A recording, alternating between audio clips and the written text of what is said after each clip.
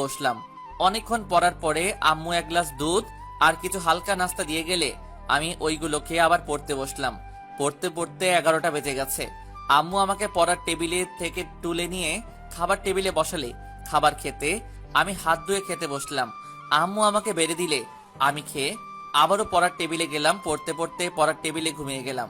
সকালবেলা ঘুম থেকে উঠে ফ্রেশ হয়ে হালকা নাস্তা করে বের হলাম বাস স্টেশনে। কিন্তু আজকাল বাস আসছে না, কি করা যায়? দেখলাম একটা গাড়ি আসছে। আমি সিগন্যাল দিলাম, গাড়িটা থামালে আমি বললাম যে আমাকে একটু লিফট দেওয়া যায়? কোনো বাস পাওয়া যাচ্ছে না, আমার পরীক্ষা ভার্সিটিতে। আর তখন ড্রাইভার, আসলে ভাই, আমি তো ড্রাইভার। আমাকে বলা হয়েছে ম্যাডাম ছাড়া যেন আর কেউ এই গাড়িতে না ওঠে। পিছনে ম্যাডাম আছে, তাকে আপনি বলেন, দেখতে পারেন।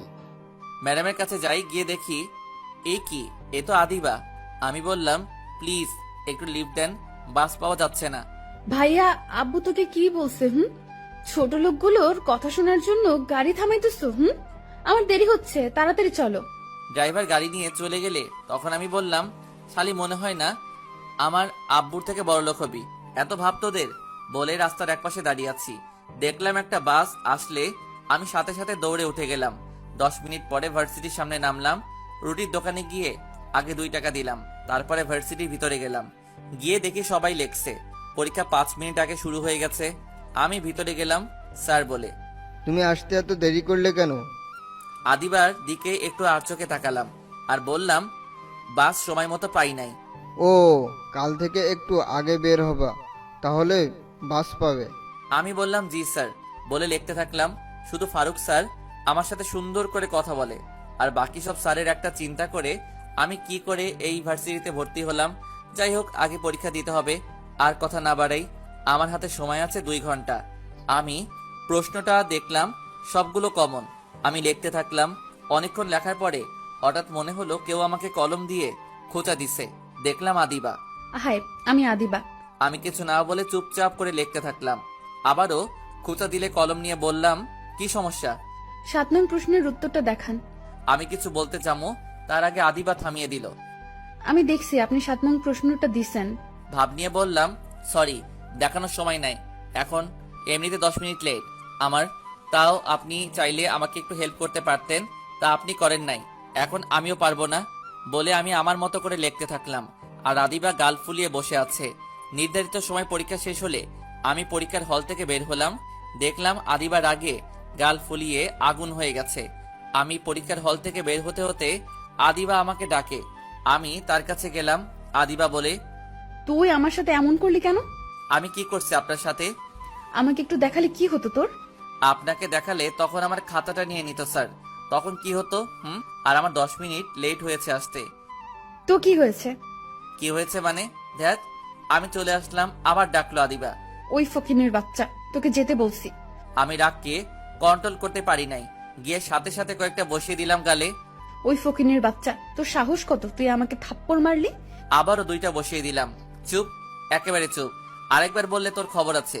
ফকিনীর বাচ্চাকে কেন? তুই, তোর পোশাক দেখলে বোঝা যায় তুই কেমন ফ্যামিলির ছেলে। পোশাক দিয়ে কাউকে বিচার করতে নাই, কার মধ্যে কি আছে কেউ বলতে পারে না। তুই আমাকে মারার সাহস কোথায় পেলি? এখনই আমি প্রিন্সিপাল স্যারের কাছে বিচার দেব তোর নামে। দেখ তোর কি হাল করি আমি। প্রিন্সিপাল আমার আব্বুর বন্ধু।